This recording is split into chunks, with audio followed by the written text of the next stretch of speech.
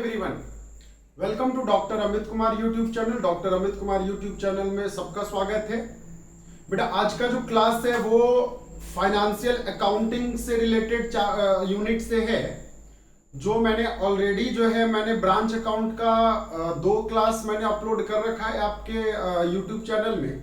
तो जिन्होंने अब तक वो क्लास को नहीं देख रखा है वो मेरे प्लेलिस्ट में चले जाएंगे। मेरा चैनल में जाकर के वीडियो के बगल में एक कॉलम होता है प्लेलिस्ट का, वहां पे जाइए तो वहां पे आपको ब्रांच अकाउंट दिखाई देगा। तो उसका लेक्चर 1 लेक्चर 2 जो है आप देख लेंगे और उसके बाद फिर ये लेक्चर आपको समझ में आने वाले हैं। ये लेक्चर में बेसिकली जो आपका सेमेस्टर 1 के विद्यार्थी जो मारवाड़ी कॉलेज के हैं उनके लिए बना रहा हूं। तो जितने भी सेमेस्टर 1 आइदर बॉयज सेक्शन है या गर्ल्स सेक्शन है जो अब तक मेरे चैनल को सब्सक्राइब नहीं कर रखे हैं वो चैनल को सब्सक्राइब कर लीजिए, बेल बटन प्रेस कर लीजिए ताकि आपको जब भी मैं नया वीडियो अपलोड करूं तो आपको नोटिफिकेशन जो है वो मिलता रहे। तो बेटा मैंने जैसा कि पिछला क्लास ब्रांच अकाउंट में मैंने बताया था कि कॉस्ट प्राइस और इनवॉइस प्राइस में, देन उसके बाद फॉर्मेट बताया था। तो मैं आज इसी के रिगार्डिंग मैं कुछ क्वेश्चन करने वाला हूं आपके साथ में। मैं यकीन मानो मैं सारे क्वेश्चन जो है आपको मैं ग्रुप में भी सेंड कर दूंगा, ठीक है। तो सेंड कर दूंगा कि मैंने कौन से क्वेश्चन करा है और कौन से क्वेश्चन को नहीं करा है। तो आपको मैं वो क्वेश्चन जो है आपके ग्रुप में, व्हाट्सएप ग्रुप में भी सेंड कर दूंगा ताकि आपको उससे बनाने में इजी हो जाए, ठीक है। तो चलिए आइए हम लोग देखते हैं ब्रांच अकाउंट का क्वेश्चन, क्योंकि हमने ऑलरेडी जो है फॉर्मेट जो है पिछला क्लास डिस्कस कर रखा था। पिछला क्लास मैंने फॉर्मेट जो है डिस्कस कर रखा था। तो आज मैं क्वेश्चन जो लेने जा रहा हूं वो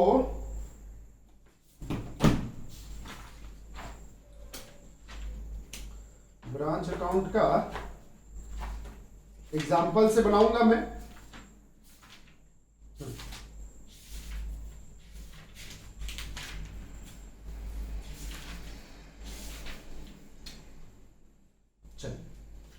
तो हमारे पास मैंने शायद एक बात मैं आपको बता दूं कि पिछला क्लासेस मैंने फॉर्मेट जो डिस्कस किया था ना वो सिर्फ in the books of head office किया था। तो आज के क्लास में थोड़ा सा मैं इससे पहले मैं फॉर्मेट भी डिस्कस कर लेता हूं। Format in the books of branch. Branch के बुक में हम जो नेसेसरी लेजर्स बनाते हैं तो पहला नेसेसरी लेजर्स का जो फॉर्मेट है वो है डेटर्स अकाउंट। तो बेटा डेटर्स अकाउंट में बहुत ज्यादा टेंशन नहीं लेने वाली बात है। आपने सिंगल एंट्री सिस्टम में वहां पे भी डेटर अकाउंट पढ़ रखा है या फिर और भी। डेटर्स का कौन सा बैलेंस होता है ये देख लो सर, डेबिट बैलेंस होता है। डेटर्स का कौन सा बैलेंस होता है? डेबिट बैलेंस होता है। तो डेटर्स किसी भी कारणवश अगर बढ़ रहा है तो आप उसको डेबिट करिए, डेटर घट रहा है तो क्रेडिट करेंगे। तो हम हेडिंग डालेंगे यहां पे branch debtors account. Branch debtors account ये हमारा फॉर्मेट होगा बिल्कुल, ठीक है, ये हमारा फॉर्मेट होगा। अच्छा, क्रेडिट का फिगर हो गया, डेबिट का फिगर हो गया, पर्टिकुलर अमाउंट, पर्टिकुलर अमाउंट, है ना, ये हो गया। सबसे पहली बात इधर आ जाओ, टू बैलेंस बीडी। टू क्या चीज? बैलेंस बीडी, वो यहां पे आ गया बैलेंस बीडी। देन अगर हमने कुछ क्रेडिट में सेल किया तो टू क्या लिखेंगे? To credit sales. अगर हमने कुछ क्रेडिट सेल्स किया है तो डेटर्स मेरा बढ़ जाएगा। तो डेटर्स बढ़ेगा तो डेबिट कर दो, डेटर्स घटेगा। अगर हमको डेटर्स ने कुछ कैश दिए या तो कुछ बैंक दिए तो डेटर्स क्या हुआ? चेक में पेमेंट किया तो डेटर्स हमारा क्या हो गया? घट गया। हमारा जो सेल्स हुआ था वो सेल्स बेटा हमने क्या किया था? रिटर्न हो गया। तो क्या लिख दिया? By bills sales return, sales return.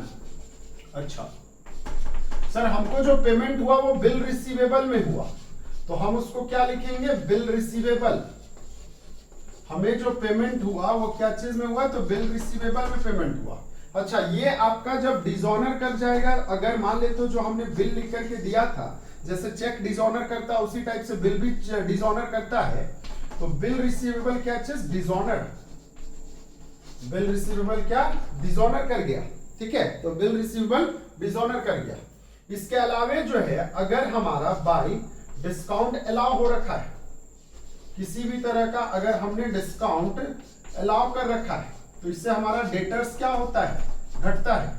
या तो फिर हमको बैड डेब्ट्स हो रखा था, पैसा लेकर के मेरा डेटर भाग गया, डेब्ट्स हो गया, या और भी बहुत सारे कारण हो सकते हैं। और लास्ट में बचेंगे क्या चीज, बैलेंस डी, बैलेंस डी। देखो बेटा ऐसा मैंने इसलिए यहां पे निकाला क्योंकि याद करिए ब्रांच अकाउंट में हमारा क्या क्या फिगर जाता था, तो सर बीडी फिगर जाता था, हमारा क्रेडिट सेल्स भी जाता था, कैश और बैंक भी जाता था, और सीडी फिगर भी जाता था। तो हमारा यही चारों में से कोई एक वैल्यू जो है वो बैलेंसिंग आएगा, यही चार में से कोई एक फिगर जो है हमारा क्या आएगा, बैलेंसिंग आएगा। ये तो लेजर हमने डेटर्स अकाउंट का बना दिया, क्लियर है। तो चलिए आज के क्लास में क्वेश्चन करते हैं। मैं इसका और भी दो फॉर्मेट बताऊंगा, एक स्टॉक अकाउंट और एक पेटी कैश अकाउंट, ठीक है। तो मैं आज के क्लास में बेसिकली कुछ क्वेश्चन में करूंगा, देन उसके बाद में फिर उसका भी फॉर्मेट बताऊंगा, क्योंकि मैंने 2 दिन से ऑलरेडी मैं फॉर्मेट खेल रहा हूं। तो फॉर्मेट खेलने से क्या होता है, थोड़ा क्लास इंटरेस्टिंग नहीं बन पाता है। तो हम थोड़ा आज क्वेश्चन भी कर लेते हैं ताकि आपको क्लास जो है समझ में आने लगे। तो मैं एक क्वेश्चन कर रहा हूं, क्वेश्चन नंबर 2 है। यकीन मानो मैं ये क्वेश्चन आपको पीडीएफ के फॉर्म में आपके ये मैं भेज दूंगा, ठीक है, आपके ग्रुप में मैं भेज दूंगा। क्वेश्चन में क्या बोलता है, Jharkhand limited has a branch at Jaipur. Jharkhand limited एक कंपनी है जिसका ब्रांच कहां है, जयपुर में है। All cash received by branch on daily remitted to head office. जितना भी कैश ब्रांच रिसीव करता है उसको हेड ऑफिस में रेमिट कर देता है। रेमिट मतलब हेड ऑफिस में पहुंचा देता है, हेड ऑफिस को दे देता है। और जितने भी एक्सपेंसेस होंगे ब्रांच के वो कौन पेड करेगा, तो हेड ऑफिस पेड करेगा। ये क्वेश्चन में लिख रखा है। ओपनिंग स्टॉक है, ओपनिंग डेटर्स है, cash received by the branch from head office. Branch से हेड ऑफिस ने कैश रिसीव किया, कैश सेल्स है, क्रेडिट सेल्स है। देखो कैश रिसीव फ्रॉम डेटर्स भी मिल गया, बैड डेब्ट्स भी मिल गया, डिस्काउंट अलाउ भी मिल गया, गुड्स रिटर्न बाय कस्टमर भी मिला, ठीक है, गुड्स रिटर्न बाय कस्टमर मिला। Cheque send to branch for किस चीज के लिए, तो सैलरी के लिए, रेंट के लिए, अदर एक्सपेंसेस के लिए। क्लोजिंग स्टॉक मिला, गुड्स इन ट्रांजिट मिला। बताना मेरे को एक बात बेटा, क्या ओपनिंग डेटर्स मिला था, तो मिला था, लेकिन क्या क्लोजिंग डेटर्स मिला, तो क्लोजिंग डेटर्स नहीं मिला। तो हमको क्लोजिंग डेटर्स पहले निकालने पड़ेंगे। Is it clear. तो हम ऐसा करेंगे, इसका ज्यादा दिमाग पे हम जोर नहीं डालेंगे। हम दोनों क्वेश्चन जो है, दोनों फॉर्मेट जो है, क्योंकि ये बोर्ड थोड़ा सा छोटा पड़ जाता है, तो ऐसा करते हैं हम इतने दूर में इधर डेटर्स अकाउंट बना लेते हैं, है ना। ये हम डेटर्स अकाउंट बना लेते हैं, देखना ध्यान से। और इधर मैं बना लेता हूं ब्रांच अकाउंट। तो हेडिंग क्या, तो हेडिंग मैंने आपको फॉर्मेट ऑलरेडी बता रखा है, तो जयपुर ब्रांच अकाउंट। कौन सा branch account, Jaipur branch account. ये फॉर्मेट है हमारा, ठीक है, ये फॉर्मेट है। तो बेटा पर्टिकुलर वगैरह सब आप लिख लोगे, ऐसे में जगह छोड़ देता हूं, ठीक है ना, जगह छोड़ देता हूं लिखने के लिए। चलिए, तो सबसे पहली बात 1 बाय 1 करके, आपको ओपनिंग स्टॉक मिला, तो ओपनिंग स्टॉक के लिए आप क्या लिखेंगे, टू बैलेंस बीडी। और बैलेंस बीडी में आ जाएंगे सबसे पहला ओपनिंग स्टॉक। तो ओपनिंग स्टॉक जो है वो कितने का है, 12,000 का है। ओपनिंग स्टॉक हमारा कितने का है, 12,000। देन ओपनिंग डेटर्स मिला, क्या मिला बताना, ओपनिंग डेटर्स। और ओपनिंग डेटर्स कितने का है, 8,000 का। बेटा ओपनिंग डेटर्स यहां पे भी जाएगा और यहां पे भी जाएगा। टू बैलेंस बीडी, तो बीडी वैल्यू जो है वो 8,000 है, ठीक है ना, 8,000 है, बैलेंस बीडी 8,000 है। नेक्स्ट पॉइंट आ जाएंगे, क्योंकि इसके आगे को तो कुछ और है नहीं, तो ये टोटल हो जाएगा 20,000। Then goods received by head office from branch, तो यहां पे सीधा सा बात है, टू गुड्स सेंट लिख सकते हो इसको, goods sent to head office, to branch को गुड्स सेंट किया। कितने का किया, तो 60,000 का सेंट किया। कितने का किया, 60,000 का सेंट किया। नेक्स्ट आ जाइए कैश सेल्स। तो कैश सेल्स जो है, याद करिए इधर अगर हम बात करें तो बाय बैलेंस बीडी। ओपनिंग हम दिखाते हैं लायबिलिटीज, ओपनिंग लायबिलिटीज, लेकिन कुछ ऐसा है नहीं, तो यहां पे नील। देन इसके बाद आ जाओ बाई गुड्स इन ट्रांजिट, तो ये हमारा है सर गुड्स इन ट्रांजिट है। देन हमारा इसके अलावे जो था, क्या सेल्स रिटर्न कस्टमर के द्वारा था कि नहीं था, तो था, तो यहां पे जाएगा नहीं। देन इसके बाद by cash account, by cash account, cash account में सबसे पहले कैश सेल्स जाता है, कैश सेल्स जाता है, और कैश सेल्स जो है बेटा ये कितना है हमारा, ये है 45,000, कितना है कैश सेल्स 45,000। देन इसके बाद कैश रिसीव फ्रॉम डेटर्स है, cash received from debtors, cash receive from debtors में 35,000, तो कैश रिसीव फ्रॉम डेटर्स अगर 35,000 है तो ये हो गया वैल्यू 80,000, कितना हो गया 80,000 हो गया। नेक्स्ट पॉइंट आ जाइए, इसके आगे क्या मिला क्वेश्चन में, क्या मिला क्वेश्चन में, बैड डेब्ट्स मिला, बैड डेब्ट्स कितने का 5, अच्छा कैश रिसीव फ्रॉम डेटर्स यहां पे भी जाएगा, बाय कैश जाएगा 35,000 35,000। Then by bad debts, bad debts जो है ये हमारा 500 है, बैड डेब्ट्स हमारा कितना है 500 है। देन इसके बाद डिस्काउंट अलाउ है बेटा, डिस्काउंट अलाउ 800 का है, तो बाय डिस्काउंट अलाउ कितने का 800 का है। नेक्स्ट बात है आगे बोलता है गुड्स रिटर्न बाय कस्टमर 1000 का, तो बाय सेल्स रिटर्न 1000 का, 1000 का सेल्स रिटर्न है। नेक्स्ट पॉइंट इसके आगे क्या बोलता है क्वेश्चन पे, नेक्स्ट पॉइंट इसके आगे क्वेश्चन पे क्या बोलता है, अच्छा क्रेडिट सेल्स दे रखा है, क्रेडिट सेल्स कितना दे रखा है 35, एक मिनट रुक जाओ, ये 32,000 है, ये 32,000 है, सॉरी ये 32,000 है, गलती से मैंने लिख दिया, वो क्रेडिट सेल्स का फिगर है, टू क्रेडिट सेल्स जो है ये है 35,000, वो 32,000 है, तो यहां पे आ जाएगा ये 77,000 आ जाएगा, ये 80,000 के जगह ये कितना आ जाएगा 77,000 आ जाएगा, ठीक है। देन इसके बाद आगे बढ़िए क्वेश्चन पे, आगे बढ़ेंगे क्वेश्चन पे, और क्या मिलेगा कैश, तो यहां पे सीधा सा ब्रांच ने कुछ कैश सेंड किया, तो टू कैश एक्सपेंसेस के लिए याद करिए, ये भी मैंने बता रखा था, सैलरी मिला है कितने का, तो सैलरी मिला 8,000 का, 8,000 का सैलरी है। नेक्स्ट है रेंट, रेंट जो है बेटा ये कितने का है 3,000 का रेंट है, और इसके बाद जो है अदर एक्सपेंसेस, तो अदर एक्सपेंसेस जो है वो 1,000 का अदर एक्सपेंसेस है, तो ये कितना 8 और 4 12,000, कितना हो जाएगा ये 12,000 हो जाएगा। चलिए नेक्स्ट पॉइंट आ जाते हैं क्लोजिंग स्टॉक, क्लोजिंग स्टॉक 18,000 का है, तो यहां पे और तो कुछ मिला नहीं, by balance CD, by balance CD, तो सीडी में आपका क्लोजिंग स्टॉक जो है वो कितने का है 18,000 का है, क्लोजिंग स्टॉक कितने का है 18,000 का क्लोजिंग स्टॉक है, आई बात समझ में। नेक्स्ट इसके बाद गुड्स इन ट्रांजिट जो है वो आपका 5,000, तो वो यहाँ पे 5,000 हमने यहाँ पे दिखा दिया, ये 5,000, और तो हमें नहीं लगता है 32,500 800 1,000, और हमारे को नहीं लगता है कुछ वैल्यू दे रखा है क्वेश्चन में ना, और कुछ नहीं दे रखा है। तो चलिए सबसे पहली बात 1 बाय 1 करके अगर हम देखें, तो हम सबसे पहली बात जो है इस क्वेश्चन में अगर बात करेंगे तो क्या चीज का, तो सर हम पहले बंद करेंगे डेटर्स अकाउंट, तो डेटर्स अकाउंट बंद करिए, चलिए डेटर्स अकाउंट। अच्छा फॉर्मेट जो है बेटा वो आप अच्छे से लिखोगे है ना,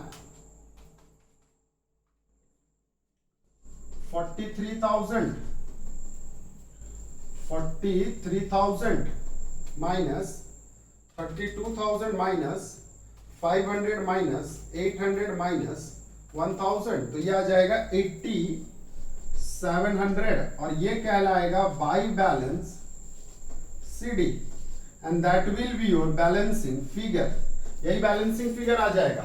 और यहां पे आ जाएगा क्लोजिंग डेटर्स, क्लोजिंग डेटर्स हमारा कितना 8,700, तो 8,700 प्लस 18,000, तो ये आ जाएगा 26,700, ये कितना आ जाएगा, तो ये आ जाएगा 26,700 प्लस 5,000 प्लस 77,000, तो ये हमारा आ जाएगा 1,80,700।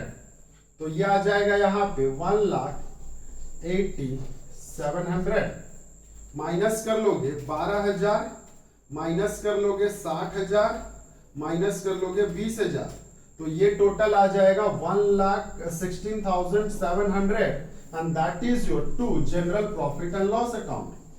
यही आपका क्या कहलाएगा, general profit and loss account कहलाएगा। Is it clear? और ये बेटा इंपॉर्टेंट क्वेश्चन है, ये आपका क्या है, इंपॉर्टेंट क्वेश्चन है।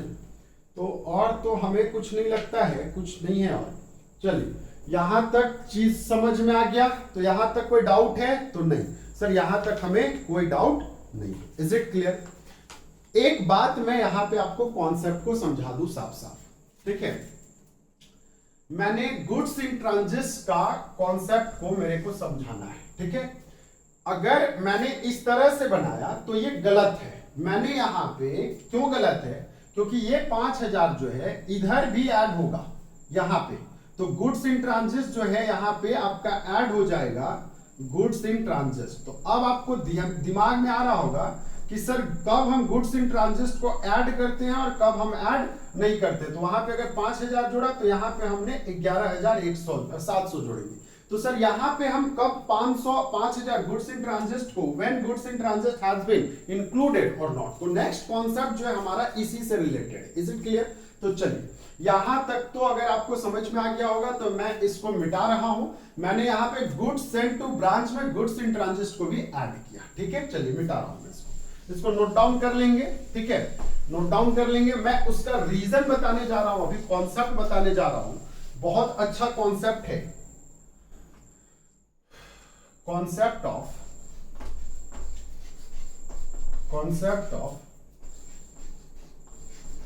गुड्स इन ट्रांजिट, है ना, गुड्स इन ट्रांजिट। तो concept of goods in transit में बेटा सबसे पहली बात 1 बाय 1 करके देख लो। गुड्स इन ट्रांजिट आपके क्वेश्चन में दे रखा है गिवन, ये आपके क्वेश्चन में दे रखा है गिवन, ठीक है। गुड्स इन ट्रांजिट बस ये लिख रखा है गुड्स इन ट्रांजिट, और उसी क्वेश्चन में कुछ ऐसे लिख रखा है गुड्स सप्लाइड टू ब्रांच, ये लिख रखा है पहला लाइन, ये लिख रखा है पहला line goods supply to branch. और दूसरा लाइन लिख रखा है goods were received by branch from head office, ये लिख रखा है। देखो दोनों के सेंटेंस में अंतर आ गया, दोनों के सेंटेंस में क्या आ गया बताना, अंतर आ गया। देखो goods supply to branch by head office लिख रखा है, दोनों के अंतर क्या आया है वो समझ लो, वो समझ लो। ये जो सेंटेंस है यहां पे हेड ऑफिस है और यहां पे ब्रांच है, ठीक है, ये है। अच्छा इस सेंटेंस में क्या है, यहां पे हेड ऑफिस है, आगे ब्रांच है, दो केस, दोनों अलग अलग सेम केस है, ठीक है। अगर हम गुड्स सप्लाई टू ब्रांच बोले बाय हेड ऑफिस, तो ये किसके पॉइंट ऑफ द व्यू से बात कर रहा है, ये बातें किसने करा, हेड ऑफिस ने करा।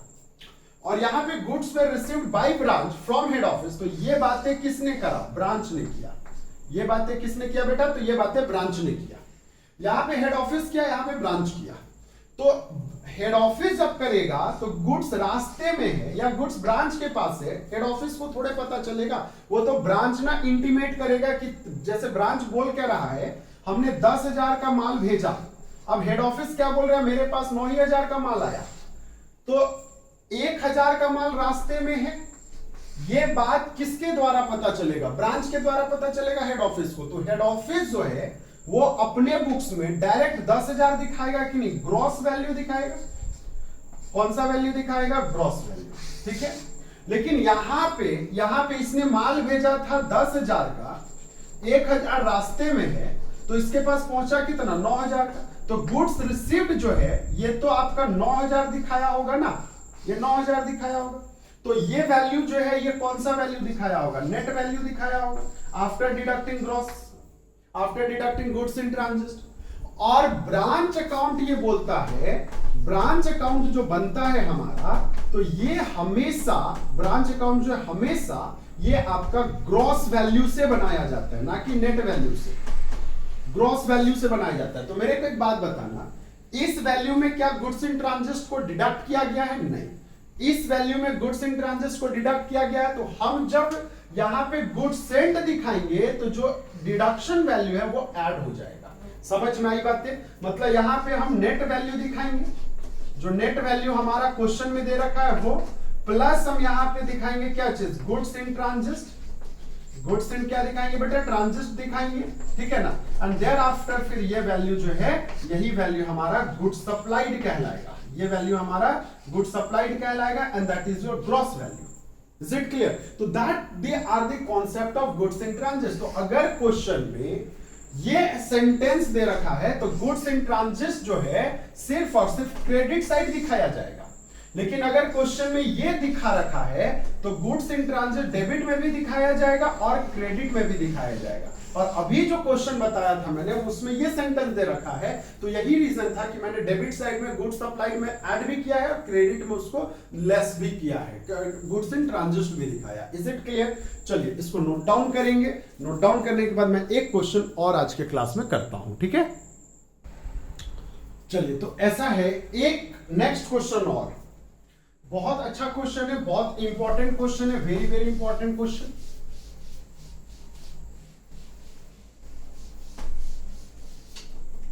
लिख सकते हैं इसको, वेरी वेरी इंपॉर्टेंट, ठीक है। सबसे पहले क्वेश्चन बनाने से पहले हम सेकेंड लेजर फॉर्मेट ऑफ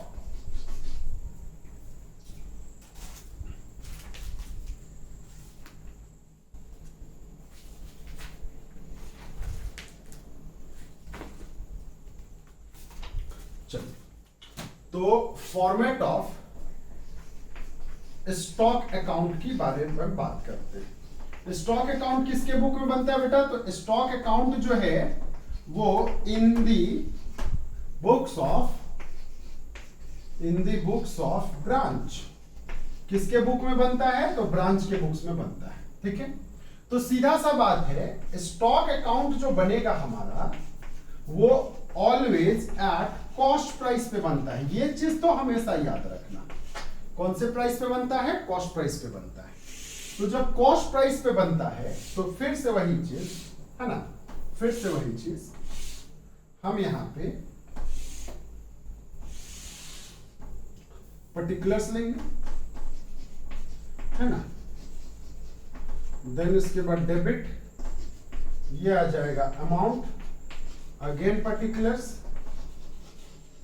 ठीक है। देन इसके बाद अमाउंट, ठीक है। टू बैलेंस बीडी, क्या आ जाएगा? टू बैलेंस बीडी, ये आ गया यहां पे। नेक्स्ट इसके बाद अगर हमने सेल किया तो बाय क्या लिखेंगे? By cost of goods sold. By cost of goods sold में हमारा कैश सेल्स भी हो सकता है ना, और एज वेल एज क्रेडिट भी हो सकता है, दोनों हो सकता है। ऐसा कोई जरूरी नहीं है कि सिर्फ कैश ही होगा। अच्छा, अगर हमने परचेस किया है तो टू क्या लिखेंगे? परचेस। परचेस में भी वही चीज हो सकता है, कैश या क्रेडिट बोथ। अच्छा, अगर सेल्स हुआ है तो हमारा सेल्स रिटर्न भी होगा ना। परचेस किया हमारा तो बाई परचेज रिटर्न भी होगा। Is it clear? तो परचेज अगर हमने किया है तो परचेज क्या होगा? रिटर्न भी होगा। अच्छा, अगर हमने यहां पे देखा इसके आगे, ठीक है, इसके आगे, तो एक और बात बताना, अगर हमारा वेस्टेज हुआ है तो वेस्टेज अगर होता है तो मेरे को एक बात बताना, गुड्स कमेगा कि नहीं कमेगा? तो सर कमेगा। और इसके अलावे और भी किसी भी कारणवश अगर स्टॉक कम हुआ है तो क्रेडिट दिखा दो, और अगर बढ़ा है तो इसको क्या कर दो? डेबिट कर दो। बस यही काम करने और कुछ नहीं करने। तो बैलेंसिंग फिगर बेटा क्या क्या आ जाएगा? बीडी आ जाएगा, परचेज आ जाएगा, कॉस्ट ऑफ गुड्स आ जाएगा और सीडी आ जाएगा। यही बैलेंसिंग फिगर, ये जो चार मैंने घेरा में जो मैं घेरा कर देता हूं ना, वो यही चारों में से कोई एक बैलेंसिंग होगा। अगर मान लेते हो कि ये सपोज दोनों दे रखा है, तीनों दे रखा है, तो चौथा फिगर, तीनों अगर दे रखा है तो चौथा फिगर जो है वो क्या होगा, बैलेंसिंग होगा। सर अगर तीनों नहीं दे रखा, मान लेते हो सपोज ये दोनों मिसिंग है और ये दोनों सिर्फ दे रखा है, तो BD are always balancing figure. उसी तरह अगर ये दोनों मिसिंग है, ये दोनों गिवन है और ये दोनों मिसिंग है, तो CD is always balancing figure. Is it clear? तो चलिए ये तो हो गया। मैं जो क्वेश्चन पढ़ने जा रहा हूं, बनाने जा रहा हूं, वो भी क्वेश्चन मैं आपके ग्रुप में सेंड कर दूंगा, डोंट वरी, ठीक है ना, वो भी आपके ग्रुप में सेंड कर दूंगा। तो चलिए देखते हैं क्वेश्चन। क्वेश्चन में क्या बोल रखा है, from the following information prepare a branch account showing a profit and loss account. आपको प्रॉफिट और लॉस दिखाना है ब्रांच अकाउंट का। ओपनिंग स्टॉक दे रखा है बेटा, गुड सेंट्स दे रखा है, कैश सेल्स देखो दे रखा है, expenses made by head office दे रखा है, सैलरी दे रखा है, अदर एक्सपेंसेस। क्लोजिंग स्टॉक जो है could be not ascertain, closing stock आपको नहीं मेंशन है, but it is known that usually sales जो है वो आपका 25% जो है कॉस्ट प्राइस प्लस सेल्स है, मतलब 25% अबव है, ठीक है, अबव है। तो मेरे को एक बात बताना, इसका कहने का मतलब सीधा सा ये कॉन्सेप्ट हो गया, ये कॉन्सेप्ट हो गया। मैं पहले ऐसा करता हूं ना, कंप्यूटेशंस ऑफ क्लोजिंग स्टॉक ही कर देता हूं, ठीक है, वर्किंग नोट में computations of closing stock. Closing stock question में मेंशन नहीं है, ठीक है, ये हमारा वर्किंग नोट हो जाएगा। तो क्लोजिंग स्टॉक के लिए हम क्या बनाएंगे, स्टॉक अकाउंट बनाएंगे, बिल्कुल सही। अब जब स्टॉक अकाउंट बनाएंगे तो मेरे को एक बात बताना, टू बैलेंस बीडी, हमारा बैलेंस बीडी जो है ये हमारा कितने का आया, तो बैलेंस बीडी हमारा 40,000 का है बेटा। कितने का आया, 40,000 का। अच्छा, गुड्स सेंट जो किया है वो हमने 1 लाख का किया है, to goods sent to branch.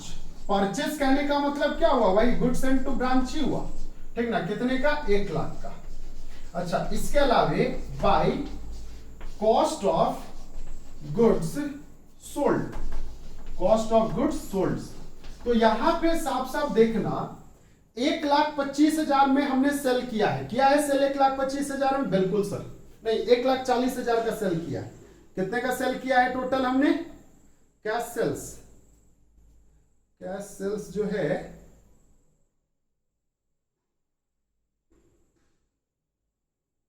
1,25,000 का कर रखा है और साफ साफ लिखता है branch sell goods at cost plus. देखो एक बात बता देता हूं मैं, यहां पे कैश सेल्स जो है ये दे रखा है ₹1,25,000 और ये जो है वो कॉस्ट प्राइस प्लस 25%। मतलब अगर कॉस्ट प्राइस 100 है तो क्या ये इसके बराबर 125 होगा कि नहीं होगा, बताओ। तो होगा सर। तो 125 के बराबर अगर 1,25,000, तो मेरे को एक बात बताना, 100 के बराबर कितना, 100 के बराबर कितना, तो क्या ये आपका 1 लाख आ जाएगा, तो हाँ सर आ जाएगा।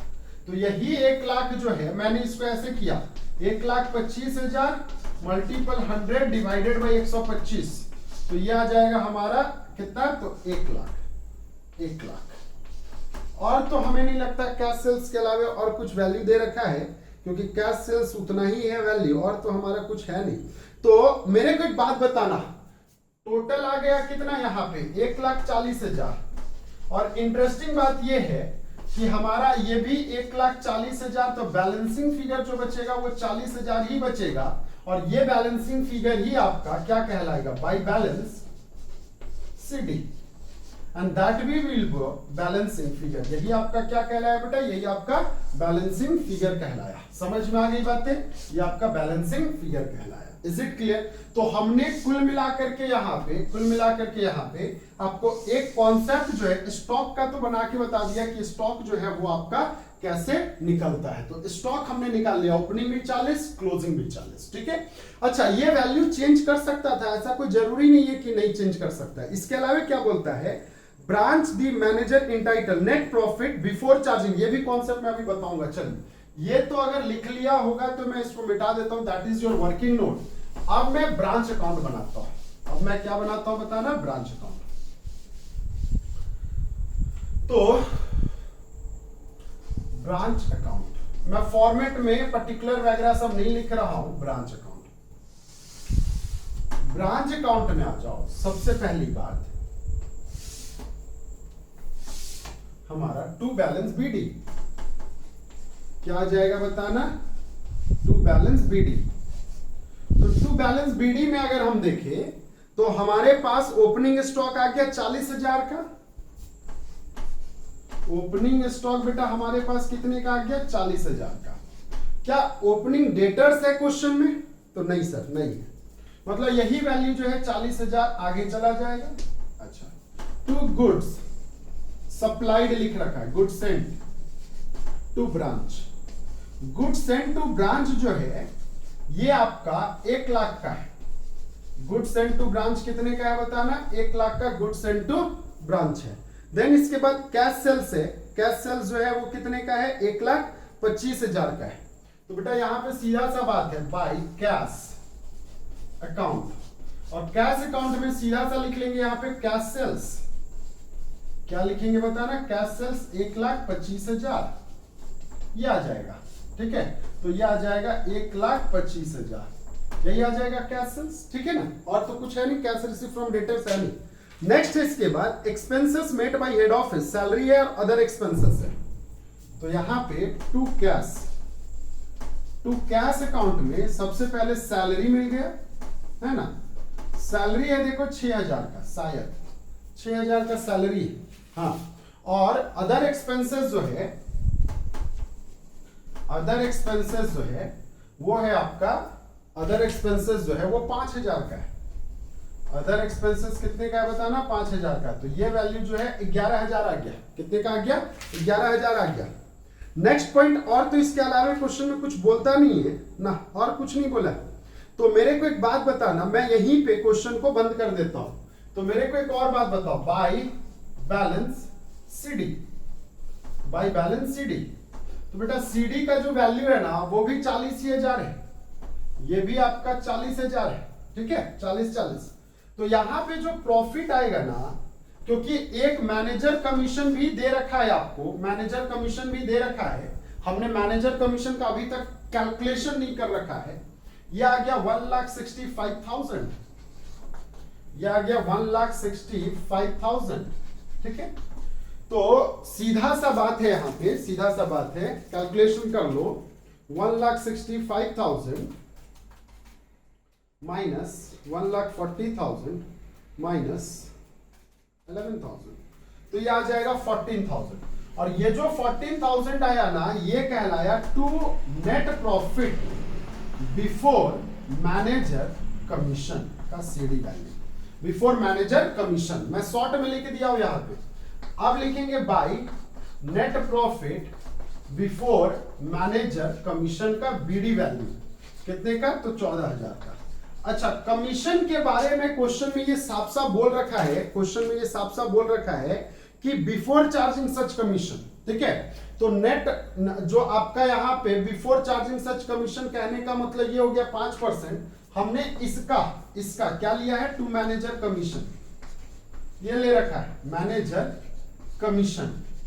तो मैनेजर कमीशन ये साफ साफ बोल रखा है, एमसी। मैं यहां पे देखो एक वर्किंग नोट कर रहा हूं, ये अलग है।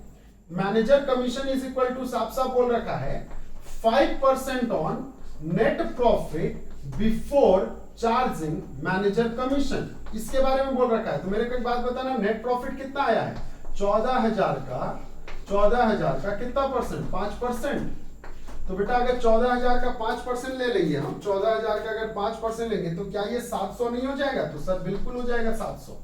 तो यहां पे आ जाएगा 700। तो बैलेंसिंग फिगर 13,300 जो है यही कहलाया to net profit after manager commission बोलो या जनरल प्रॉफिट बोलो, क्या बोलोगे इसको, जनरल प्रॉफिट बोलोगे। Is it clear? अगर यही क्वेश्चन में बस ये लिखा रहता net profit after charging manager commission लिखा रहता, तब हम यहाँ पे 5 डिवाइडेड में हम ये परसेंट ये फॉर्मूला यूज नहीं करते। अगर बिफोर के जगह यहाँ पे बी के जगह अगर ए लिखा रहता, नेट प्रॉफिट आफ्टर चार्जिंग रहता, तो फॉर्मूला जो है यहाँ पे कुछ इस टाइप से हो जाता 14,000 डिवाइडेड बाय 5 डिवाइडेड बाय 105, मतलब रेट डिवाइडेड बाय 105, मतलब rate divided by 100 plus rate. Is it clear? तो हमारा जो आंसर आ गया वो कितना आ गया? 13,300 आ गया। ठीक है, और ये क्वेश्चन बहुत ज्यादा इंपॉर्टेंट है, ये एग्जाम में आ सकते हैं, ऐसे क्वेश्चन एग्जाम में पूछे जाते हैं। Is it clear? तो बाकी बातें जो है मैं नेक्स्ट क्लास करूंगा। नेक्स्ट क्लास जो है मैं आपको और भी इससे ज्यादा डेप्थ में बताऊंगा। मैं इनवॉइस क्लासेस लेने वाला हूं, इनवॉइस प्राइस वाला। ठीक है, और वो भी क्वेश्चन मैं वही क्वेश्चन करूंगा जो आपके एग्जाम में वैसे क्वेश्चन पूछे जाते हैं। ओके, तो नेक्स्ट क्लास तब तक के लिए थैंक यू।